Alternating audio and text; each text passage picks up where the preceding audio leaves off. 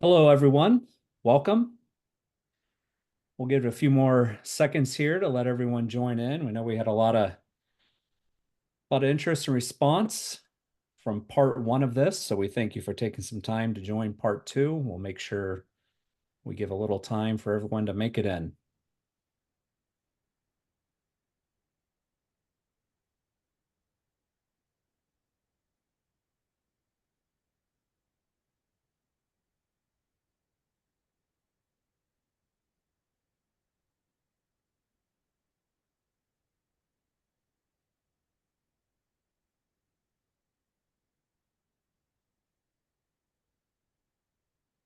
All right, let's get this started.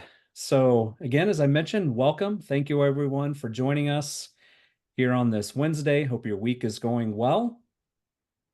We're glad you joined us for this part two on this very important topic of parts markup. We had a great discussion last time with our guest speaker, Cecil, and we decided to extend this into a part two so we could dive a little bit deeper into better understanding common pitfalls and how we can work around them in a parts markup strategy in your shop. So I would encourage you, as with last time, if you joined us, please use the chat function to post questions.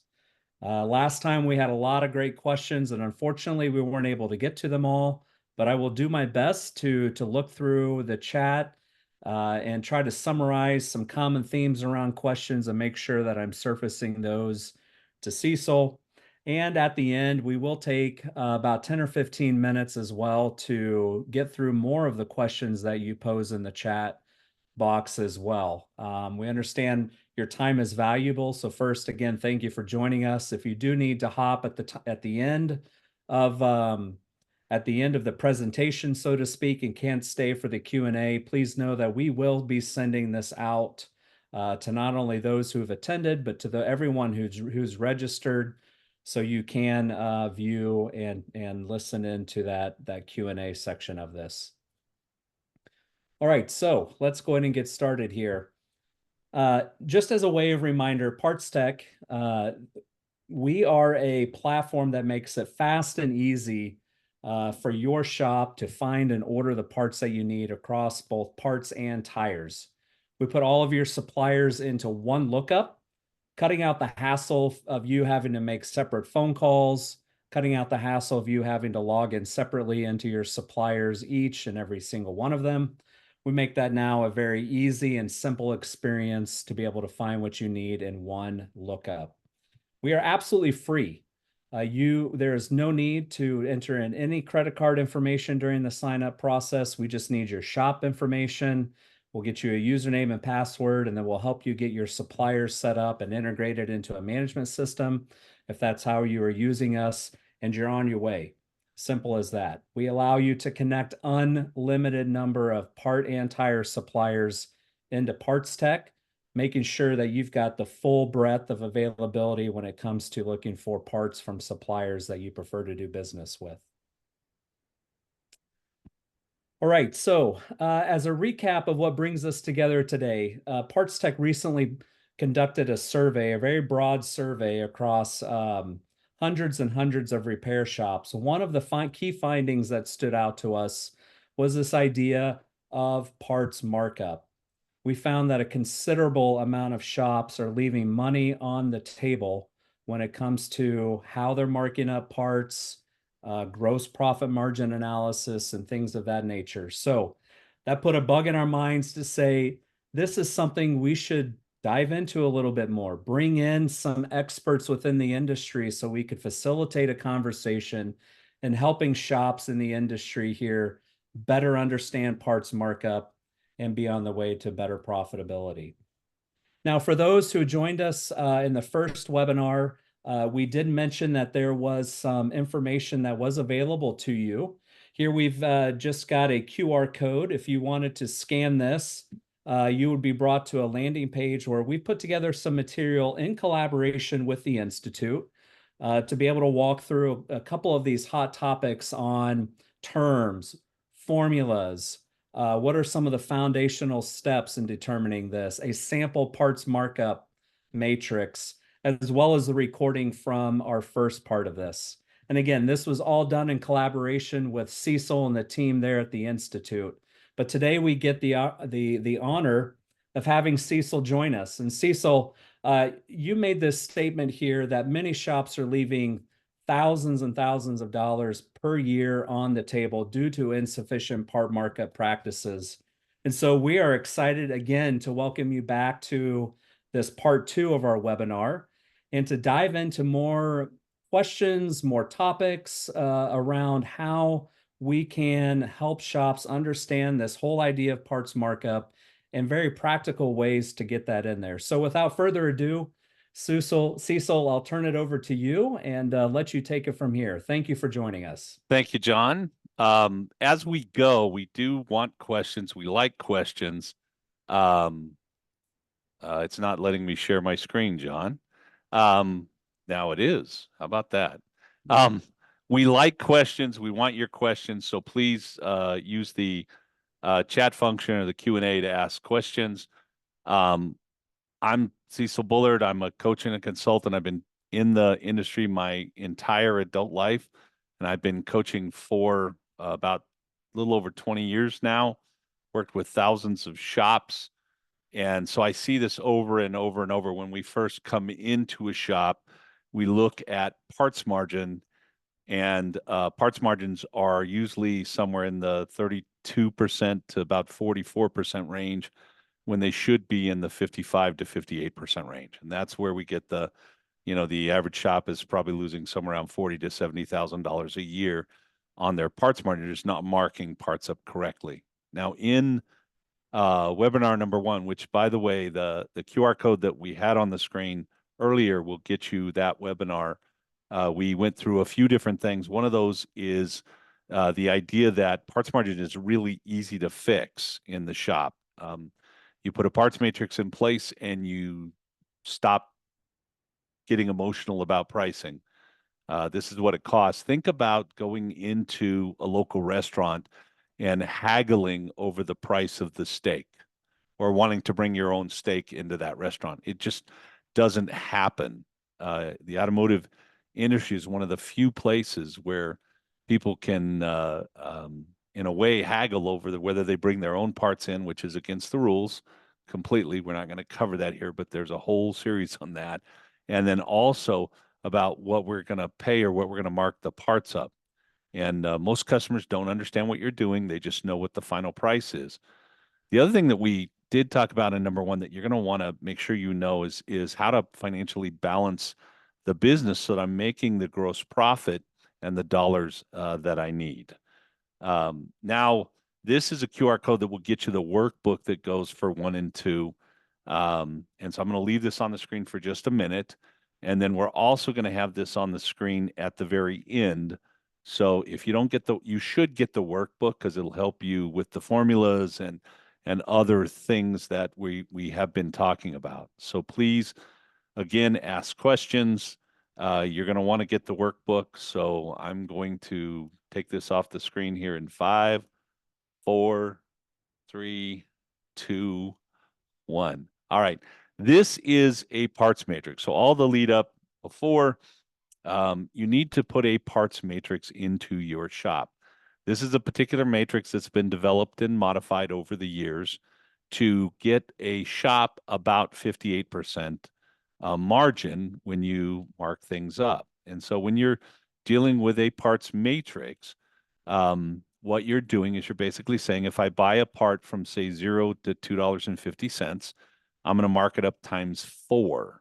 So it's a 400% markup, and that's the multiplier, and that's a 75% profit. And because of what your average part is, we want the average part to fall right in the about 60% range. And so, 24 years ago, when I was first started doing all of this, I was looking at the average part price that we sold in the industry, and it was, at the time, it was about $26 and change, so just between 26 and 27. And so this matrix has changed over the years, and the markup has changed a little bit over the years in order to maintain the right parts margin in my shop. So if I buy a part that is say today, if my average price on a part is $55, then if I buy that part at say 55, I'm going to mark it up times 2.5, which is a 250% markup and a 60% margin. Don't confuse markup and margin. Markup is the multiplier that you use to get to the price. Margin is the difference between what I paid for the part and what I received for the part. So, if there are any questions about matrix, now's a great time to ask those questions. And I might The just mention here, Cecil, sorry, there's just some comments here in the Q&A. Please put your questions into the Q&A section and not the chat. I may have misspoken to lead us up, so please put your questions in the Q&A. Thank you. Okay, and you'll notice here that there's a parts matrix for a dealer and there's a parts matrix for a jobber. And one of the questions that we get a lot is, do I have to follow the manufacturer's suggested list that the dealer charges? And I don't remember if we answered this question in part one, but I'm going to answer it again. And that answer is absolutely not. If you follow the manufacturer's suggested list, most of your dealers are going to give you 20% off of that. And so I'm going to, buy that part for 80 and sell it for 100. And I'm going to have no real margin in that. It's going to be very, very small. And at the end of the day, I won't have any profit in my parts. And parts profit is about 45 to 50% of my profits. That's helps me pay my bills and my utilities and my rent and myself and have a net profit in the shop.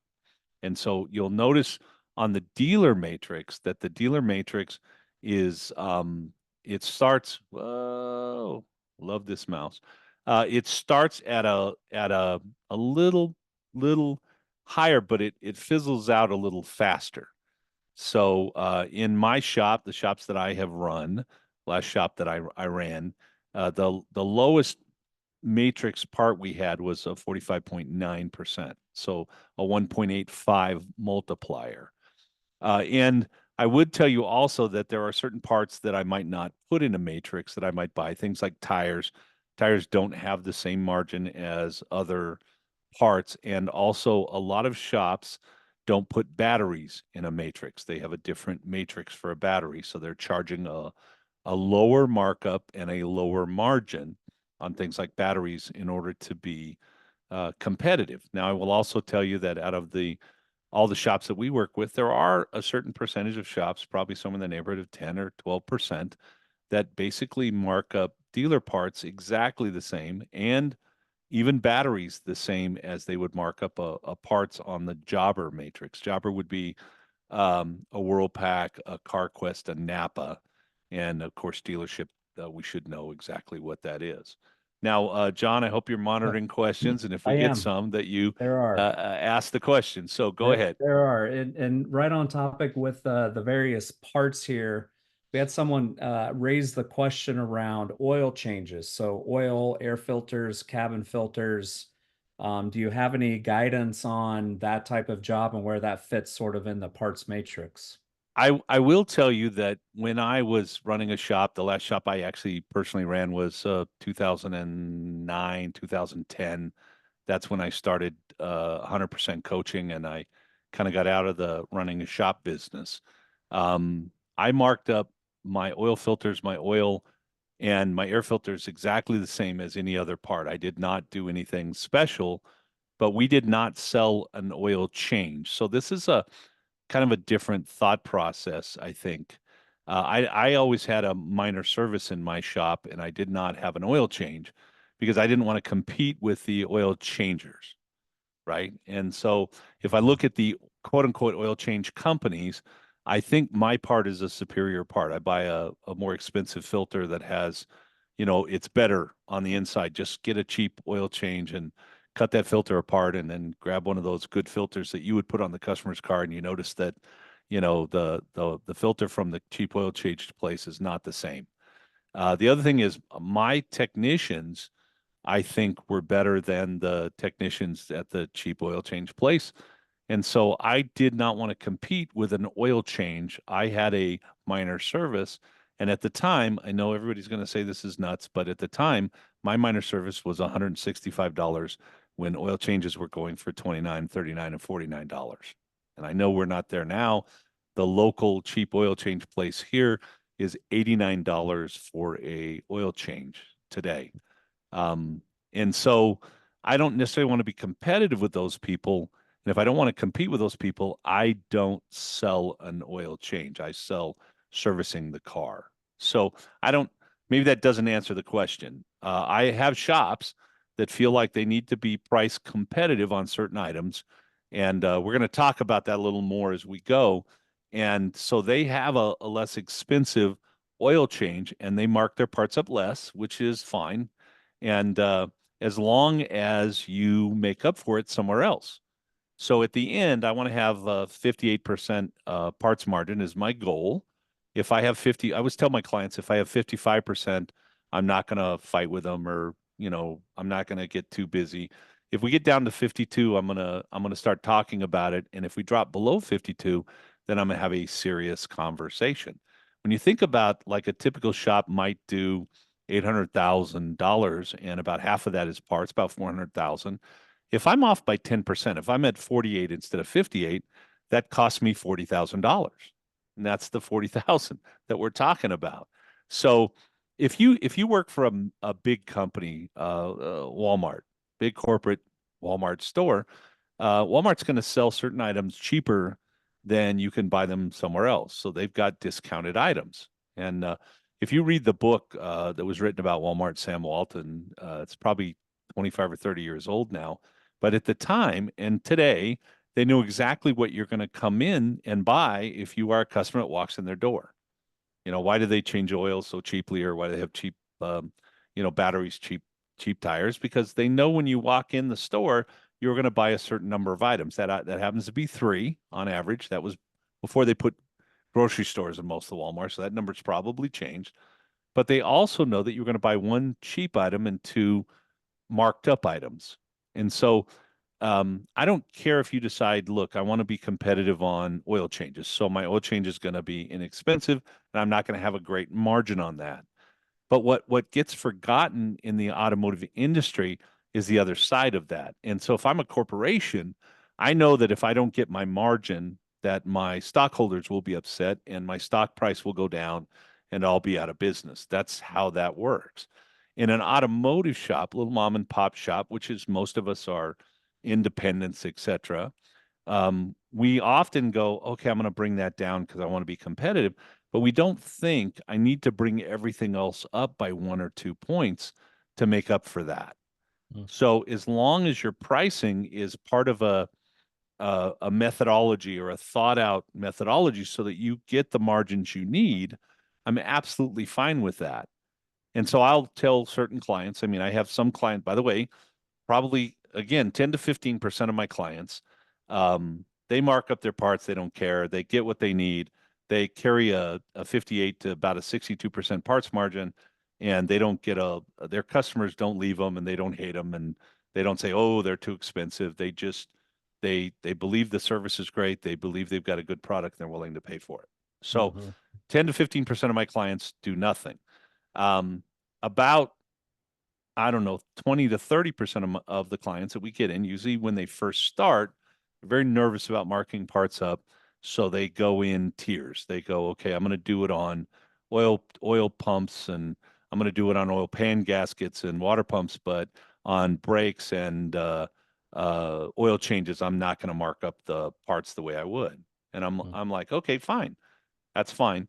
Just if you're going to pick out 10 things that you want to be price competitive on in your marketplace, then be price competitive. Keep your prices inexpensive, whatever. I hate to use the word cheap because that's a different connotation. Um, keep your prices down on those 10 items, but you have to raise the other, 985 items that you sell by 1 or 2% to make up for the difference. And that's what you do, and that's how you manage it.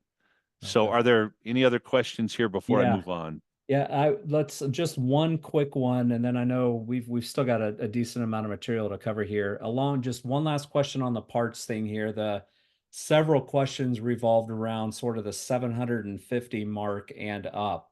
We sell and install transmissions, engines, clutches, turbos, some of the higher dollar parts in there. What's some of the advice around that type of I, a strategy?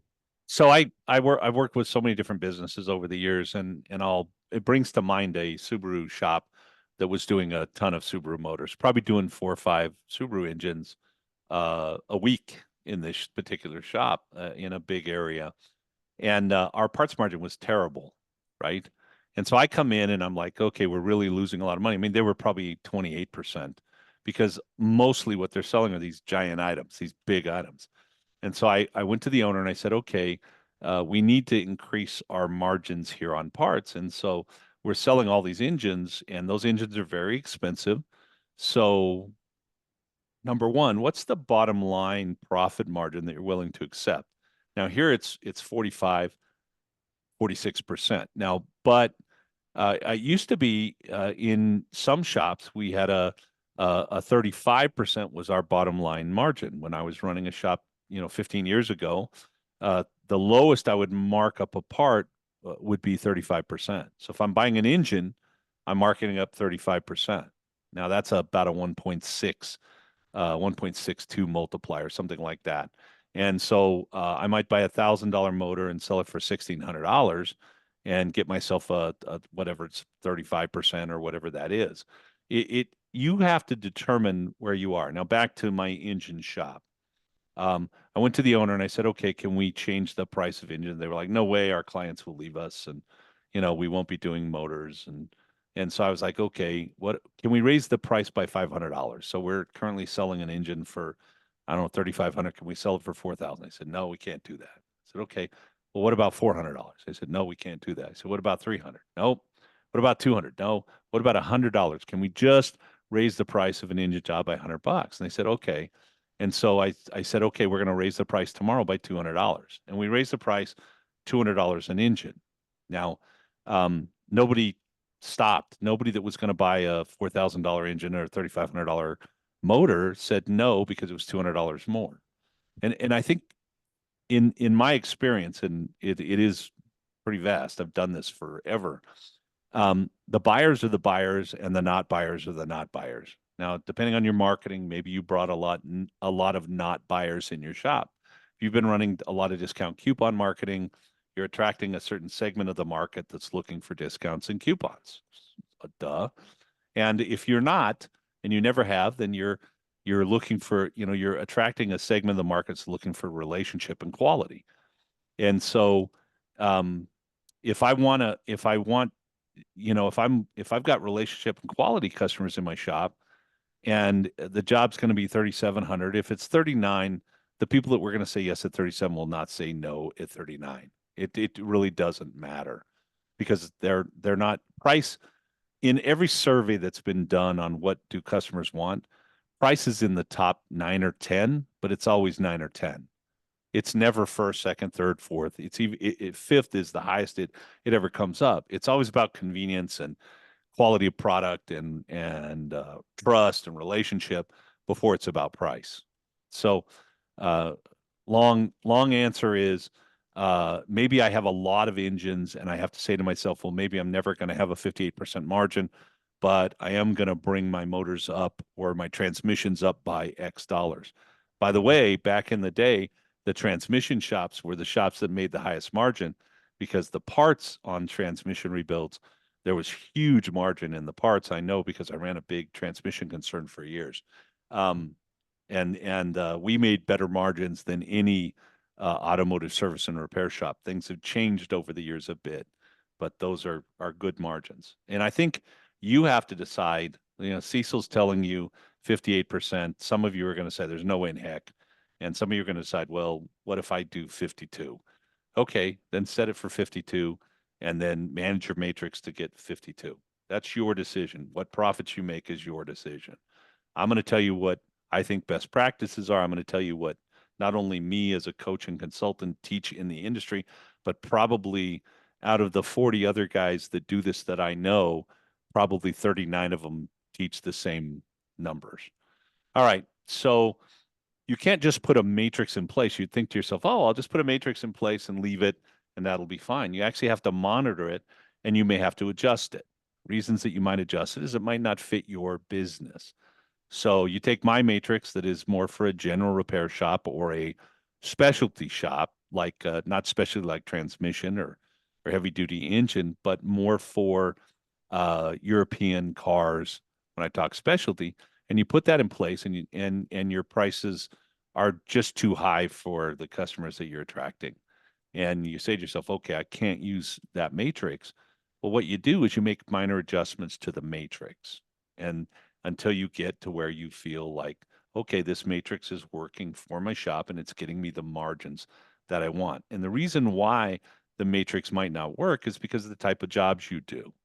So if you're a tire store where you're doing tires, I don't have tires in this matrix. I have tires in a different matrix.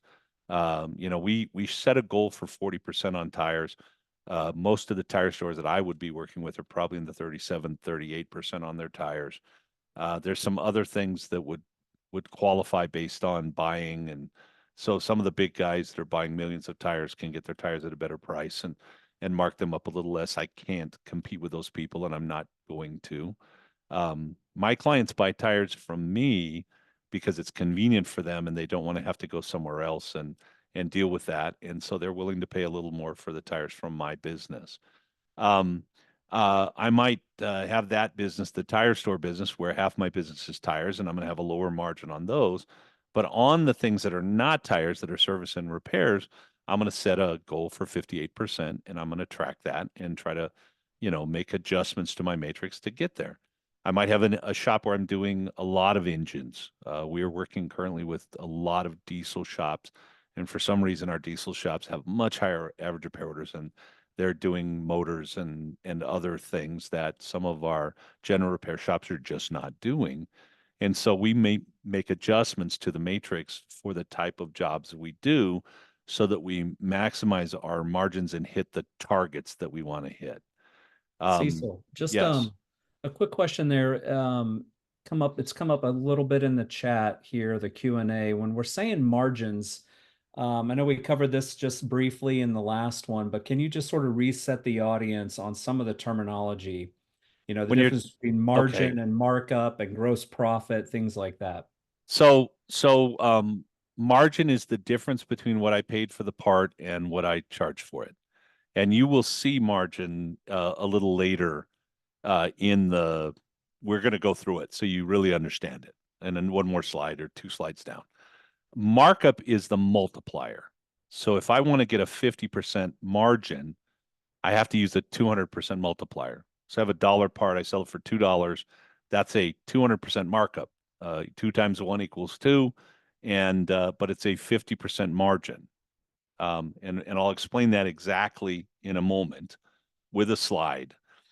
Gross profit, you have gross profit. So in an automotive business, we sell parts and labor. That's on another slide coming up real soon. But I pay for the part and I pay for the labor, and then what's left in the pile is my gross profit.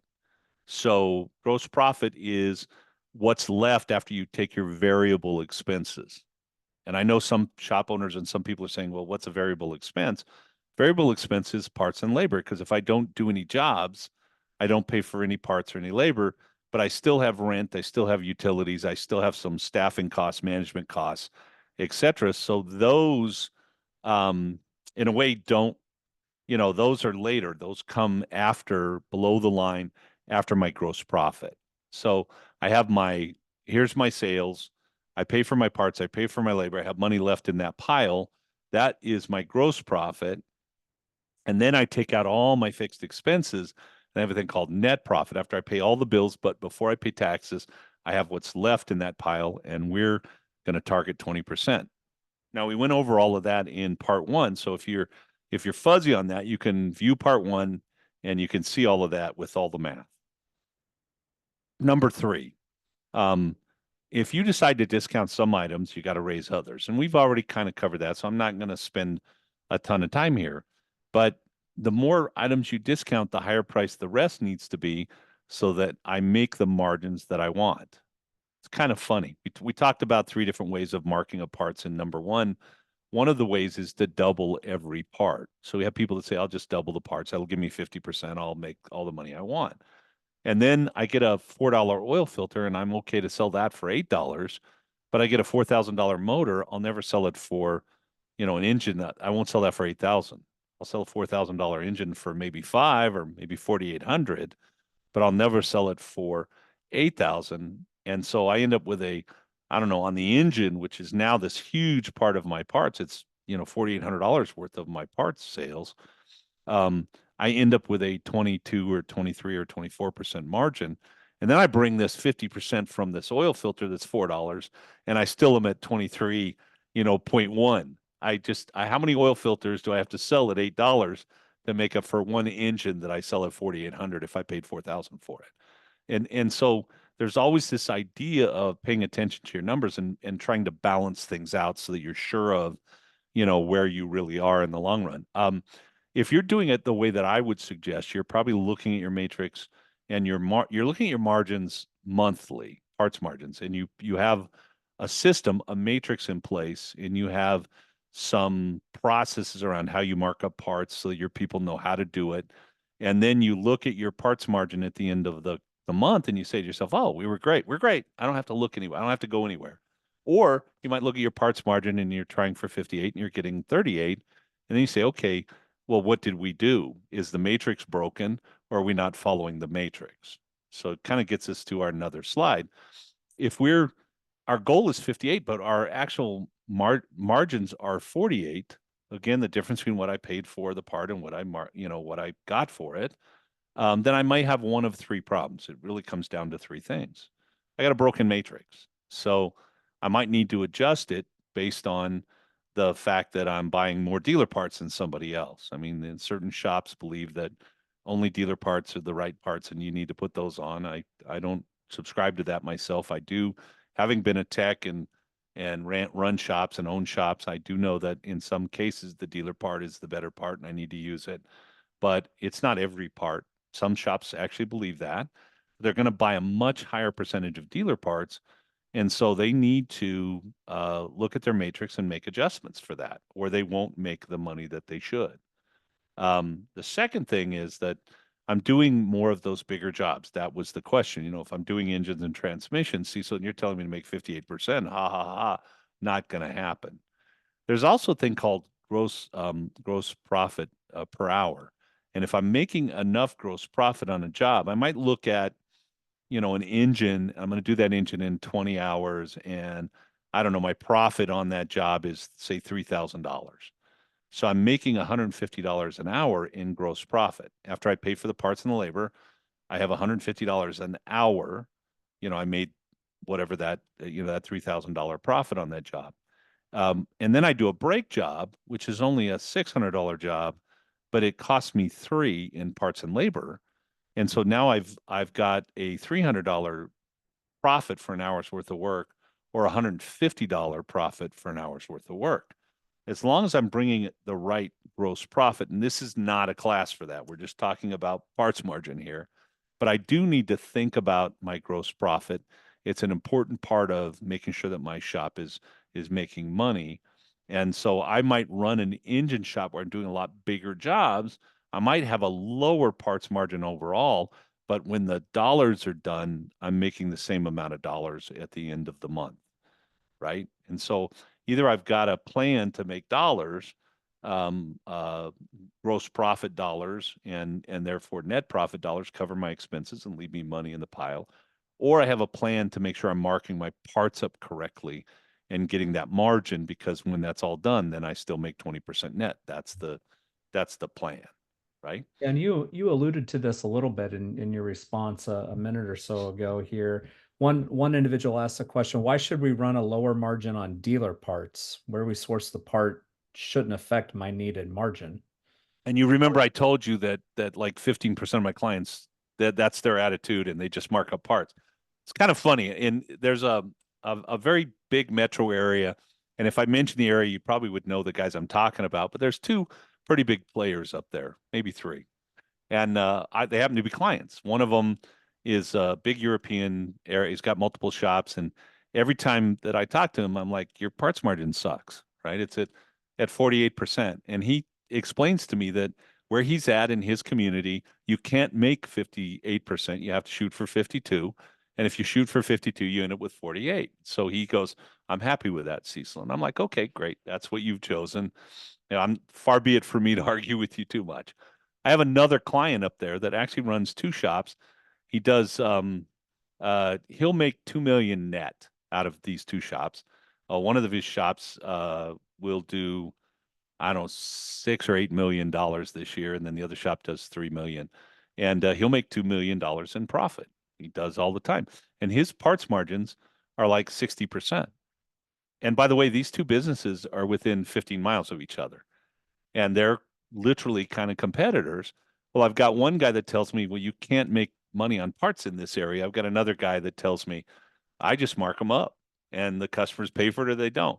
I've got a guy in the San Francisco area. He's a mobile mechanic, and he gets 64 to 67% margin on his parts. He figures, I'm mobile, I'm coming to them. They need to pay for it.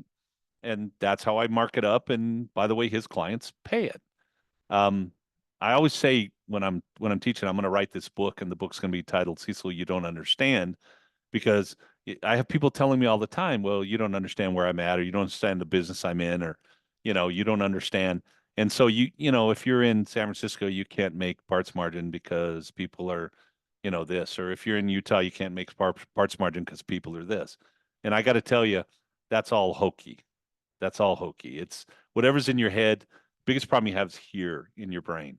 If you believe you can make parts margin, you mark them up. The majority of your clients are going to pay it. You're going to lose a couple, but the majority will pay it, and they'll be happy to pay it because they're not there because you're the cheapest guy in town. They're there because they believe that you're giving them a service that there's value in it. Okay. Um, Someone's not following your matrix. This is the problem we find most of the time. Someone, usually the owner, is feeling for the customer and saying, "Ah, man, this is awfully expensive. I'm going to lower this part by $100 because it's not real dollars. It's not like you're taking money out of your pocket, right? It's on paper right now. It doesn't mean anything. It's not real dollars." And what I tell owners and service advisors is go to the bank, get yourself some brand new $20 bills, and when you decide to lower the price on a part because you feel bad for the customer, just take some of those $20 bills out and hand them over the counter and have the customer pay you with those. Because every time you discount the part or anything else, frankly, you're actually giving away dollars that you should make. Um, and I think we are very emotional in this business. We really feel for our clients, which is wonderful. But I will tell you that I didn't build the car, I didn't buy it, I didn't drive it, I didn't break it. I shouldn't have to supplement the customer's repairs. When I go to the grocery store, they don't look at me and say, "Oh, that's Cecil. He's been living here for 25 years. He's had raised 4 kids and 14 of their friends over the years, and he's bought, millions of dollars worth of groceries. And so we're just going to lower his prices because he's a good guy, and we don't want him to feel bad when he checks out and pays for those milk and eggs." They don't do that. When I go to the nice restaurant over here, which I'm in quite a bit, get myself a steak. They don't say, "Oh, that's Cecil. We know him really well." Normally our steak would be, $55, but we're going to lower it down to 35 because Cecil's a nice guy and we feel for him. They don't do that. We only do that pretty much in the automotive industry. So if I'm managing the business, number one, I'm going to have a matrix in place. If I'm managing the business, I'm going to look at where my margins are, and I'm going to make adjustments to my matrix based on the type of parts I'm buying, type of jobs I'm doing, where I'm getting those parts so that I get the margin I need to. And if I'm managing the business and we have a matrix in place and that matrix is adjusted and we're not getting our margin, I'm going to start looking for heads to cut off. And no knives are used and no people are hurt. But I'm going to find out who's discounting, and I'm going to go find out if they want to actually pay for that themselves. Because when they're discounting, they're actually taking money out of my pocket, their pockets, and believe it or not, my customer's pocket. Because if I have no profit, I can't take care of a customer that has a problem. So anyway, that's it. I am going to come out of this really quickly. I'm not going to spend a lot of time here. The matrix that you will get from PartsTech from the QR code is a lot like this. You can put the price in. Here we have a $34.95 part. That's what we paid for it. And based on the matrix, we're going to charge $96.11 for it. We could put in a $14,000 part. Let's see, 0.00. So it cost me 14,000. I'm going to sell for 2,800 in this matrix. It $1,400. It ain't working right. That should be lower. I'll have to look and see why that isn't doing what it's supposed to. Let's see if we can put it down here and make it work. $1,400, 2,590 is what I'm going to sell that for. Ignore that particular one. The lower thing isn't working. I know it is on your calculator. I patched together for the last minute so I could show it. I'm going to buy I don't know, a $12 part in 30 cents from my local job. I'm going to sell that for $33.83. I'm going to buy a $22 part from my dealership, and I'm going to sell it for $49.50. Depends on which matrix, but the matrix that you guys have all works properly. I know that. We've looked through it. And if you have that little tool, you can just put the prices in and it'll tell you what. Also, almost every point of sale that I know of, I always say almost because I don't know of all the point of sales, but everyone that I know of has a matrix built in that I can manage. It might even have multiple matrices that I can put in for different vehicle types or different types of jobs or where I got parts. And it will do the calculations in and of itself. Any questions here, John? I think we have some that we'll get to at the end here. I'd like for you Okay. to I'm going to keep motoring. buzz There's right good through stuff this. coming. All right. So I have to understand how I make profit in an automotive business. I only have two things to sell. I buy parts from someone and I resell them. I mark them up. I buy labor from someone and I resell it to my customers. That's how I make money in the automotive business. So if I don't mark up my parts correctly, that's about half of my business, maybe 45%, then I might lose 10%. And if I lose 10%, I might lose $40,000 to $70,000. Labor's difficult to fix. That's a whole nother webinar. Parts is easy because it's just follow the matrix or don't follow the matrix. Adjust the matrix so that it gets you where you want to be. Labor's a lot harder because we're dealing with productivity and other issues and costs. That's another hour-long webinar. Well, How do and maybe, yeah, and we won't dive into the details of that, but along the lines of labor, we had a really interesting question here asking, what do you think about charging the customer cost on parts?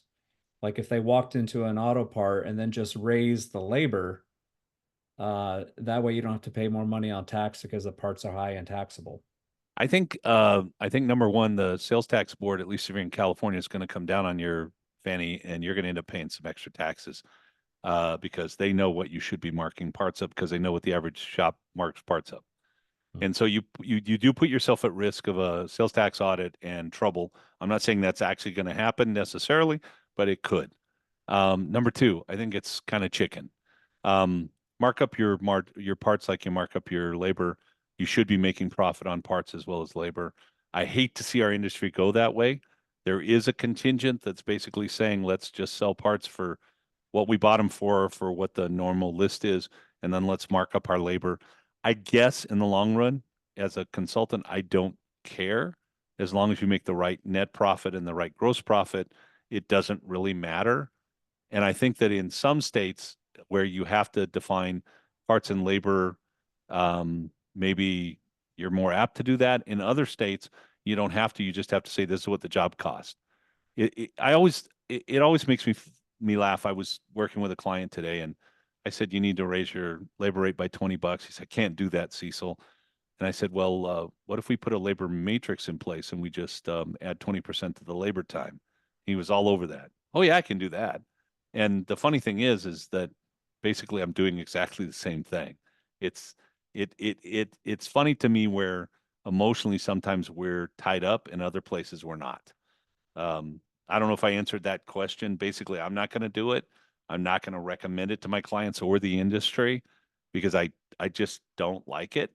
I can't tell you anything other than that. As long as you make the profit that you need to, gross profit per hour and gross, margin, net margin, gross profit margin, net margin, you're fine. How do I calculate margins? Margin is calculated by taking the difference between what I paid for the price and what I sold it for, and then dividing it by what I sold it for. If I bought a part for $3.50 and I sold it for $11.50, I made an $8 profit. So my profit, 8 divided by 11.5 is 70%. That's a 70% margin on that part. Okay. So there's the math for you, the math behind the thing. Now, labor, I'm just going to do a labor one. If I bought the labor for $42.50, so that would be maybe paying a tech, $40 an hour, and then I got a $12.50 load, parts, FICA, FUTA, workers' comp, PTO, etc. And I sold it for 105. I made a profit of 61. Actually, geez, that's supposed to be 61.50. I've changed that in 5 different slides, which is about a 59% margin. So if I'm supposed to make 64% on my labor, I'm supposed to make 58% on my parts. I did really well on my part here, but I didn't do really well on my labor. I didn't get there. Okay. I'm going to die over this slide being wrong. Last slide of all. And we'll answer questions. I have a shop where I have a sales volume of $65,000 a month. I have a 60% gross profit. That gives me $39,000 in gross profit dollars to pay my bills. So I have a $500 average repair order. That means I need 130 cars. So assuming that I lower my margin because I'm not paying attention or I'm not using a matrix or I'm getting emotional by down to 50% on that same 65,000, now I've got 32,500. I'm $6,500 short to pay my bills and leave money. And if I have a $500 average repair order, it means that I need 156 cars to do the same business. And so I need 26 more cars. And the more cars you bring into your business, everybody thinks it's all about car count. It's not about car count. It's about margin. It's about making profit. If I lose $5 on every car that comes in, how many more cars do I want to work on today? I don't want to work on any if I'm losing money. And the whole point is here that there's a whole contingent out there saying, lower your price, get more business in.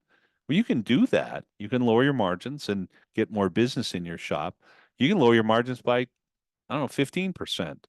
And you'll have almost $10,000 less, and you'll need 43 more cars to get the same money in your bank. And then here's the other part of that. It's literally talking about your fixed expenses. Let's look at the 32,000. Let's say I have a $32,000 worth of fixed expenses. That's me, the owner. I get paid for being a manager, etc. That's my rent, my utilities, my truck, my gas, my electric, my insurances, my banking costs. All of that stuff costs me 32,000 in a month. And I have a 60% net profit. Then I'm going to make a gross profit of 5,353. Cecil, get tangled up here. $53,333. That's my. I need to sell $53,300 to pay that 32,000. And if I have a $500 average repair order, it means I need 106.7 cars in my shop, and that would be to break even. That would be not making a net profit. It's just paying the bills. Now let's lower our margin. Let's lower it by 15 points. And so I'm losing 10 on my my parts. I'm losing 5 on my labor, which we see this all the time. I still have $32,000 in expenses.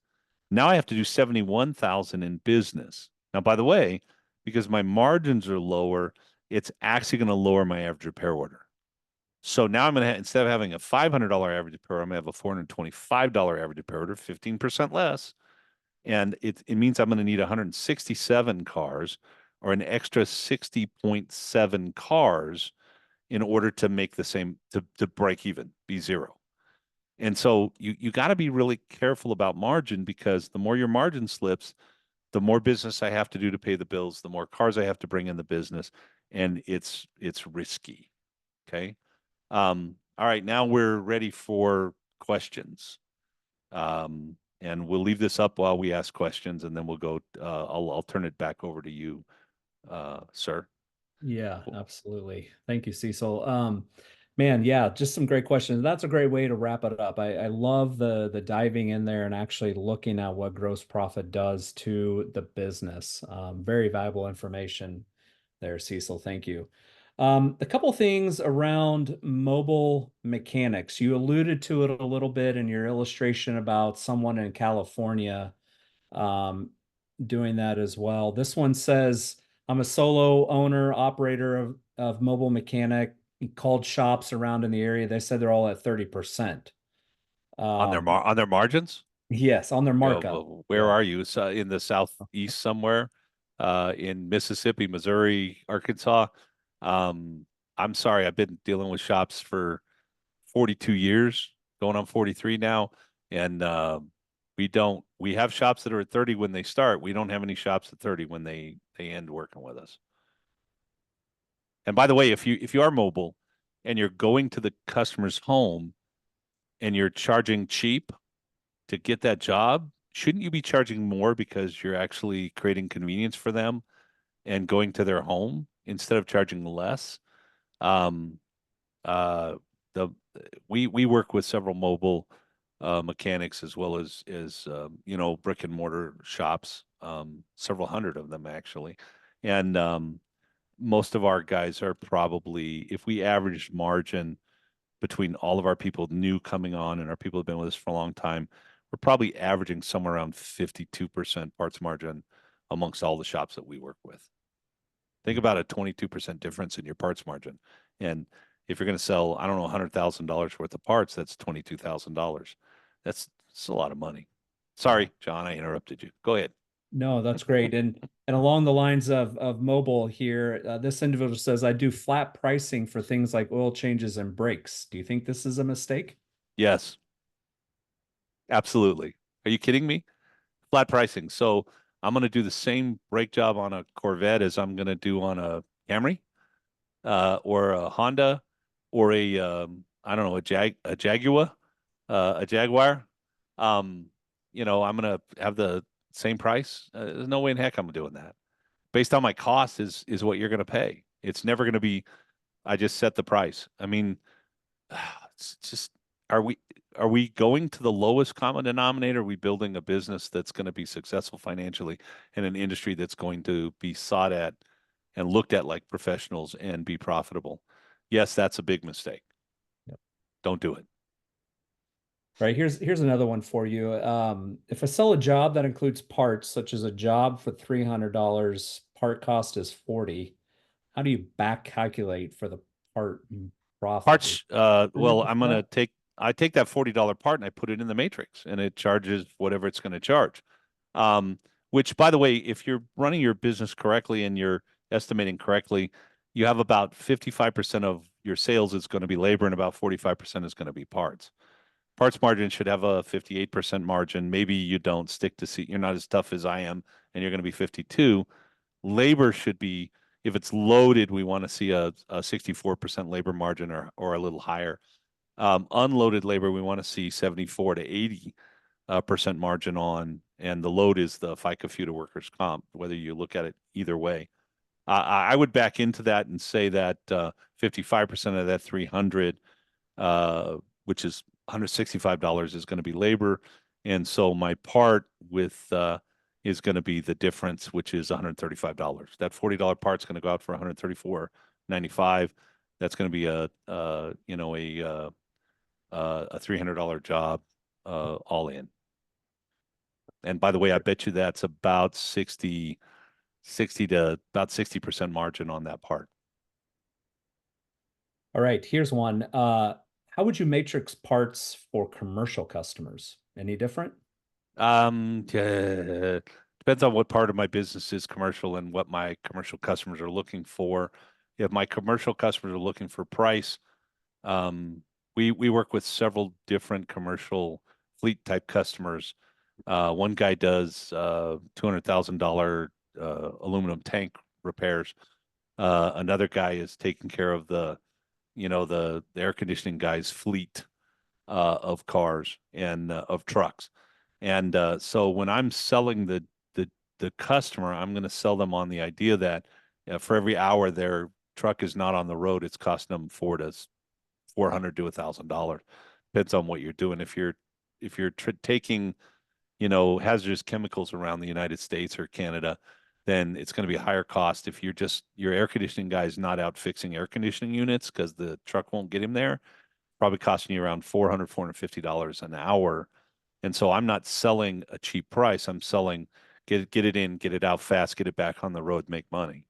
And so uh, the way I handle pricing for those guys is I talk about the value of what I do, like I would for any client, and I make some agreement with them. Maybe you've told them you'll only mark up parts 20% or 30%, and so now I have to start playing games with labor and try to make that extra money up in labor, or maybe I reach out to my guy and say, look, we need to make 40 or 45, and they decide, hey, I don't want to work with them, or I will. Um, I I hate the fact that we would go, look, it's 30% to you because you're a fleet and you're going to bring me all this business. Um, so now the bulk of your business is people paying a lower margin. So how many more cars do I have to work on? And I don't know if that answers that question.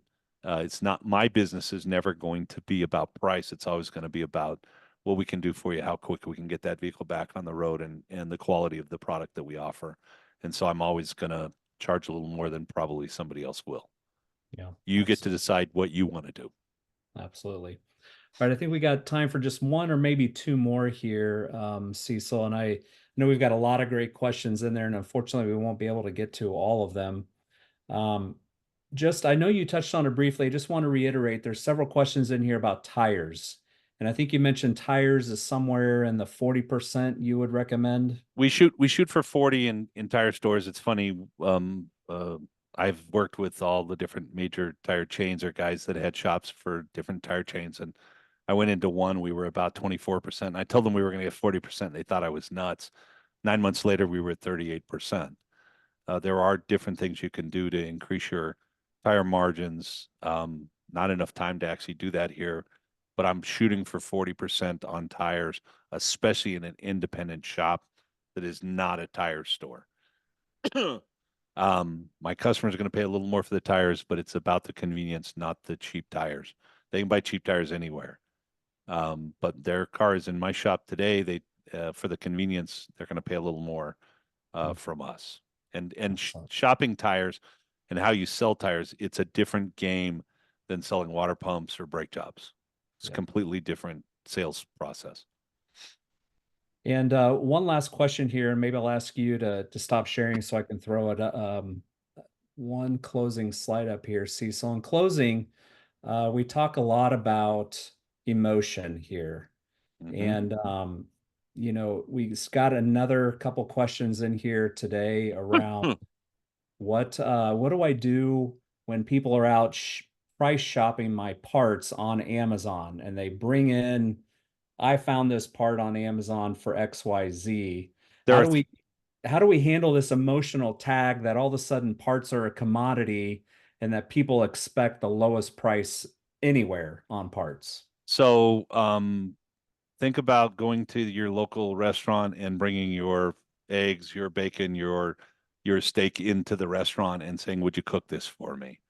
I guarantee you, if you try it, take a steak or take a bag with a steak and a potato in, and ask the restaurant to cook that for you and see what happens. Okay. So what's going to happen in our industry, like in every other industry, is people are going to do what we allow them to do. Now, there's three reasons not to let someone bring their own parts in your shop. Actually, more than that. So one is you make me crazy. You're the person that complains the most. You bring me the cheapest parts that don't fit, and then when your car is here for 3 weeks because you had to go back to Amazon and try to get the right part, it sat here in my way, And now you're mad at me because your car's not fixed because you didn't supply the part.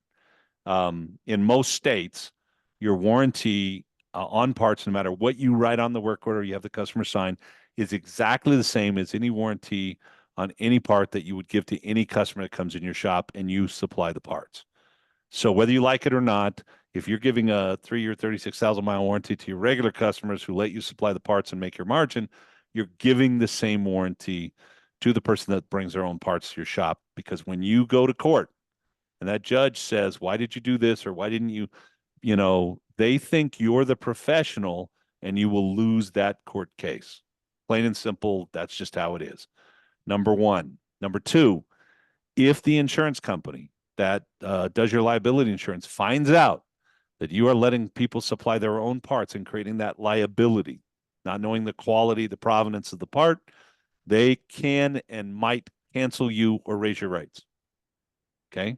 Because you're creating additional liability for them because you do not know where that part came from. You do not know what's in that part or how it's going to work or anything. Now, number three, I have to make a certain margin or I go out of business. I cannot let you bring your own steak into my restaurant and cook it for you because then I don't make the money I need and I still have to pay for the lights and the overhead and everything else and make a profit. So the answer would be no, I don't allow it. Think about this. What if every shop was like every restaurant and we just said no, I won't take those parts. Yes, I know you can buy them cheaper, but I don't know the quality. I don't know the provenance. I don't know if they're a counterfeit part. I don't know if they're a quality part. If the part doesn't fit, now the thing's your bay, your area is going to be tied up for weeks at a time while the customer goes and gets another part. Now, you think this is a new thing, parts pricing and parts.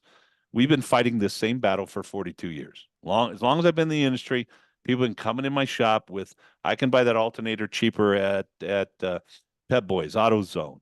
I can buy that alternator cheaper at Napa. You know what the answer to that is?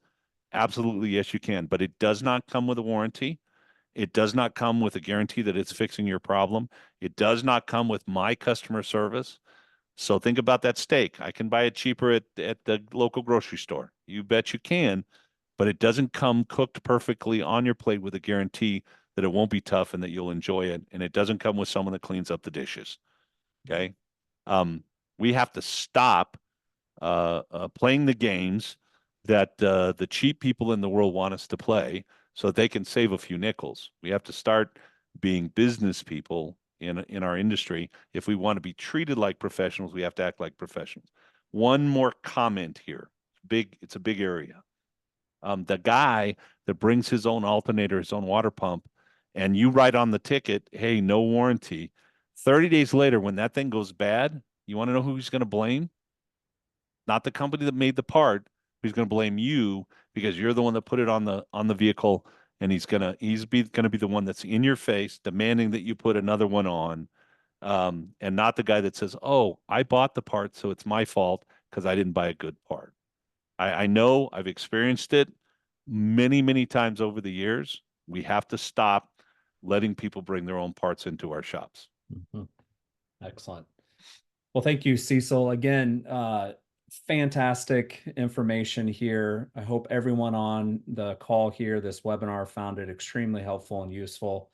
Closing here, up on your screen, you'll see a couple of QR codes to learn a bit more about the Institute and the services they provide. Also, you'll see a QR code there for signing up for a PartsTech demo. And I'd encourage anyone who's curious about how PartsTech is helping shops understand and monitor gross profit as they're looking for parts and building ROs. We'd be happy to show you how PartsTech is solving those problems for you. So again, thank you all for joining today. We will send this recording out to everyone here on the call and those that may have missed it as well. Cecil, again, thank you very much for coming on and imparting your wisdom. Everyone, have a great day. We'll talk to you soon. Thank you.